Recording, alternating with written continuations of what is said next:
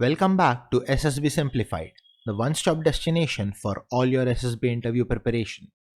Today, we are going to cover an important lecturate topic that has frequently been asked in SSB interviews. The topic for today is Naxalism, also known as the Red Terror. Now, for better understanding of the topic, I have divided it into different subparts. Before we move forward, I request you all to subscribe to the channel and check out my other videos so that you are better prepared for your SSB interview. Now, what is Naxalism? Naxalism is a left-wing extremist ideology that originated in the late 1960s in the village of Naxalbari in the Indian state of West Bengal. The movement was started by a group of peasants who were inspired by Mao Zedong's theory of guerrilla warfare and believed in the violent overthrow of the Indian state. The origins of Naxalism can be traced back to the failure of the Communist Party of India, Marxist, to gain power through democratic means. This led to disillusionment among some members who believed that armed struggle was the only way to achieve their goals. The movement quickly spread to other parts of India, particularly rural areas where poverty and inequality were rampant.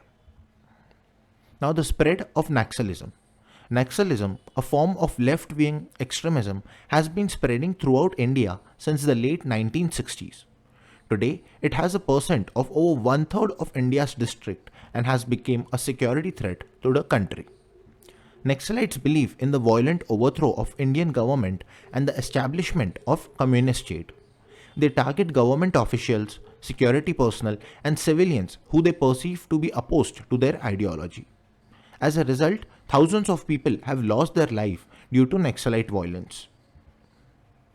Now, the ideology behind Naxalism.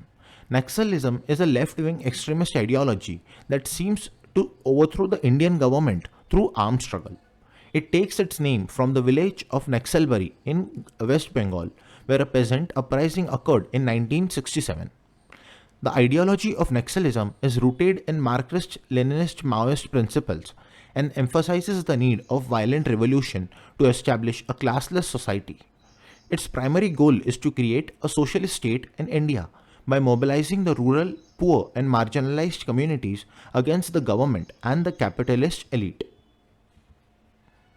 Now, the current situation in India. The current situation in India regarding Naxalism is complex and multifaceted. On one hand, the government has made efforts to combat Naxalism and improve security in the affected areas. And on the other hand, Naxalite groups continue to operate and carry out attacks on civilians and security personnel. Despite efforts to address the root cause of Naxalism, such as poverty and social inequality, the issues remain a challenge for India.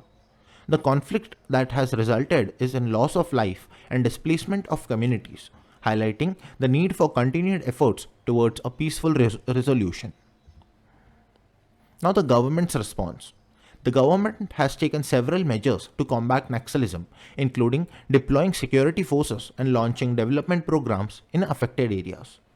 One of the key strategies employed by the government is the use of counterinsurgency operations, which involve targeting strikes against Naxalite strongholds. These operations have been successful in weakening the movement and reducing violence in some areas. Now, the human cost of Naxalism. The impact of Naxalism in lives of ordinary people have been devastating. Civilians have been caught in crossfire between security forces and Naxalites, resulting in countless deaths and injuries. Families have been torn apart, with loved ones lost or forced to flee their homes. Security personnel have also paid a high price, which losing their lives in the line of duty. Even Naxalites themselves have not been spared from the human cost of this ideology. Many young people that have been lured into joining the movement only to find themselves trapped in a cycle of violence and poverty. The lack of education and economic opportunities in many rural areas has made them easy targets for the recruitment. Now, the way forward. It is important for the government to address the root causes of Naxalism, such as poverty and inequality. Economic development programs must be implemented in affected areas to provide opportunities for marginalized communities.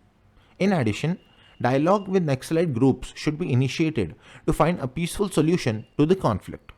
This approach has been successful in some region and serve as a model for future negotiation.